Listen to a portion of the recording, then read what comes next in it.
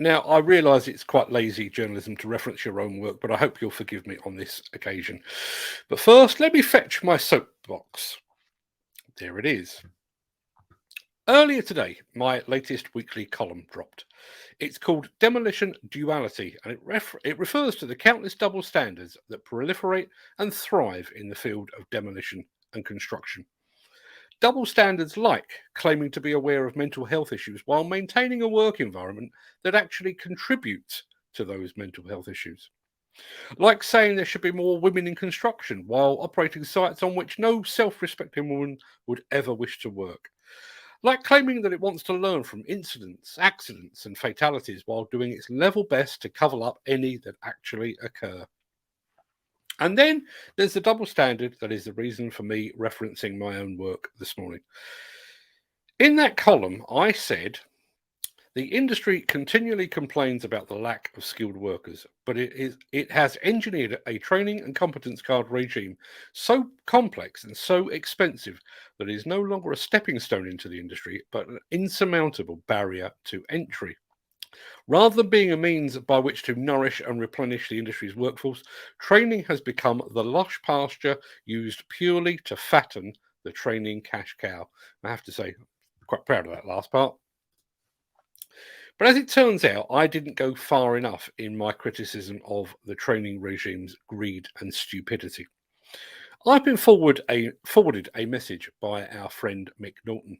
The message was an email from a guy called Martin Raw, director of Martin Raw Brickworks. And this is what his message had to say. I just had 5 of my bricklayers go for their CSCS cards, which they all passed. But to get their cards, they have to do a 6-week assessment by someone who will not be as experienced as them. Apparently, all qualifications before 1991 are not recognised now, so you need an NVQ. My lads have told me they are not going to do the assessment, so it will be early retirement for them and the loss of 5 quality bricklayers. Something has to be done. It's a joke. And frankly, I have to agree, it most certainly is a joke. Only the joke isn't actually funny. Now, there's a lot to unpack here, but let me just start with the most obvious part of all of this. Qualifications achieved prior to 1991 are no longer recognised.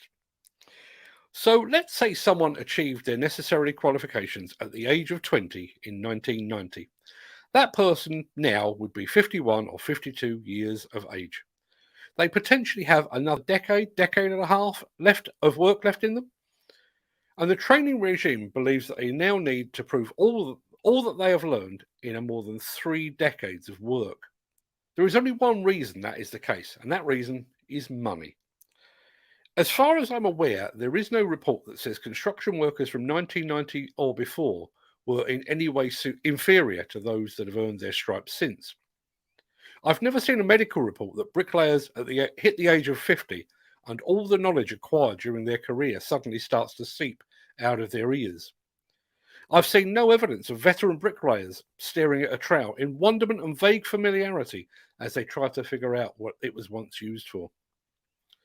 The 1991 cutoff is purely arbitrary. It's a date plucked out of the air as a means to keep the cash rolling in.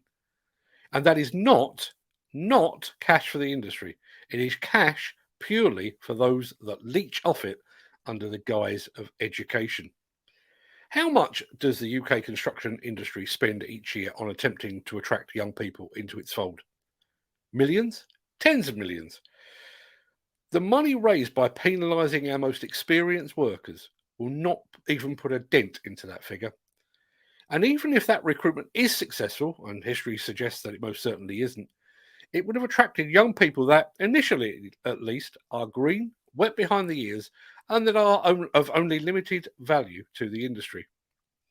In addition to formal training, they will certainly need to be taken under the wing of an experienced worker. One that has 20 or 30 years of experience. Oh no, hang on. The bloated cash cow of the construction training system has used its horns to push them into early retirement. So not only are we not dropping enough people into the top of the industry's recruitment funnel, we are now squeezing older and more experienced workers out of the bottom more quickly than the funnel is being filled. It's greedy, it's short-sighted, and it is almost unimaginably stupid. It's also another double standard for me to add to my list. Now, if you'd like to read that column, you can do so over at demolitionnews.com.